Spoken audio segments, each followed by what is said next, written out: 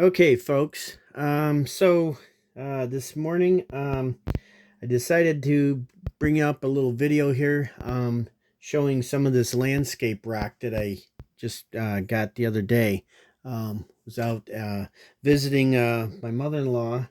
She's in the hospital for dementia, and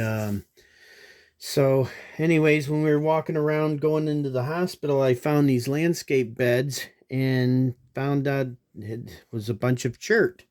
So this is some pictures of what it looks like. This is one of the pieces I picked up. See, it's kind of a blue gray, glossy material.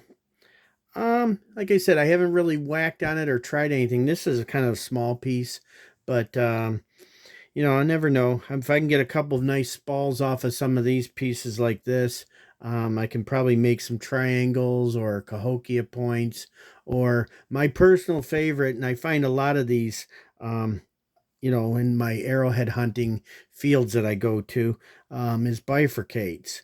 Lake Erie bifurcates, Fox Valley bifurcates. I find a lot of them, and these little pieces like this, I might be able to get some points, get some flakes up big enough that I can make some nice little bifurcates out of it, because that is one of my favorite archaic period points. As you can see, I'm going to try and hold this up to the camera. You can see how it's got some blues and some grays and actually a little bit of reddish brown in there some places. But yeah, and this is what the cortex looks like on it, which is kind of weird. I always thought the cortex would be more like a lighter color, not so much of this reddish color. But I mean, look at that. It's kind of like a reddish color.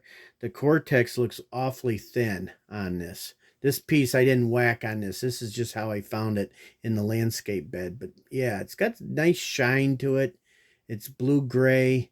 Like I said, I haven't really whacked on it except for this one little piece that my wife found. These two pieces here I picked up. But my wife was I was telling her about the chert, and she just happened to reach down and pick up this big beautiful piece here. I could probably make a pretty nice point out of that, as long as I can get it thinned down.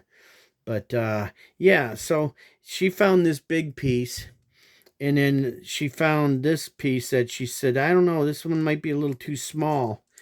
Um, so hold on, I'm trying to hold it together here, because I did whack on this just to see what the outside patina looks like compared to the inside. And as you can see, it's very glossy still. It looks kind of the same as the outside. And it's pretty damn sharp. I'm feeling the edge of this flake, and it's pretty damn sharp. But I noticed when I took these couple strikes on it, I was just using my steel gas pipe bopper. That's the only thing I got.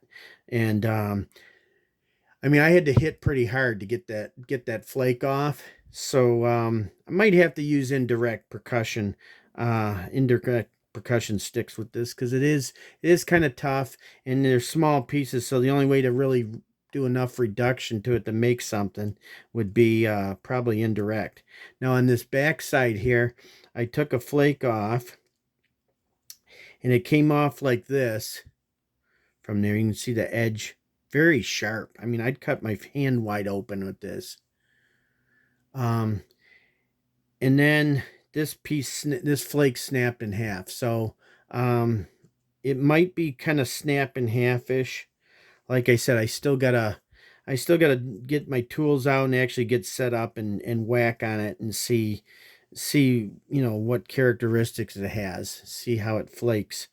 Um, but yeah, it might need some heat treatment. I'm not sure exactly, but um, normally the darker flints usually flake quite well without any heat treatment. But this stuff might actually need some.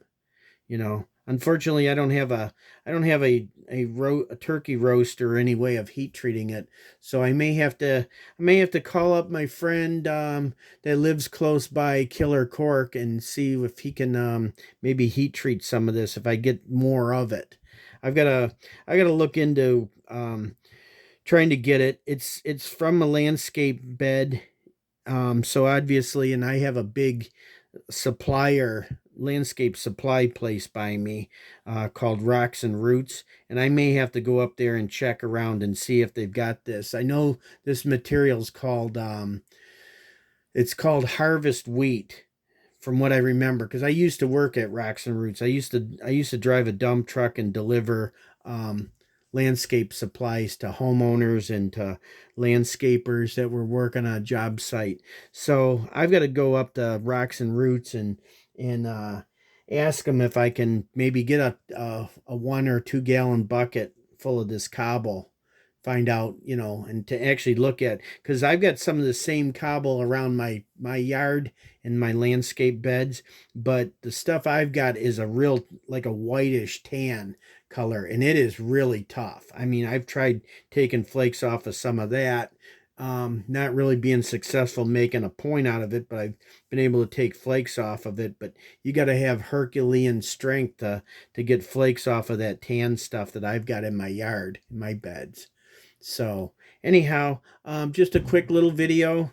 Just wanted to keep you updated on this, and it's kind of interesting and exciting for me. I want to check this out and see how this stuff works, and might be able to get a bucket or two from the landscape yard for cheap. Might only cost me a couple bucks, and get a 2 gallon or a 5 gallon bucket full of rock like this. I think some of the pieces are a little bigger than this. This is probably in the medium to large size, but I think I seen some others rock in that bed that was bigger, but it was all Cortex. So unless you could smack it, break it open, you could see what it actually is and if it's any good. But as of right now, this is just, a little bit of research on it and finding this stuff. And might be picking up some more pieces today because my mother-in-law is still in the hospital, and we're going to be going this afternoon probably to visit. So I'll be looking for some more of it. So just got to be careful. I don't want to get in any trouble, but I can't see where taking another 4, 5, 6 pieces would hurt anybody. So anyhow, take care, you guys. Like, share, subscribe, comment, and I'll see you on the next one. All right. Bye bye, and God bless.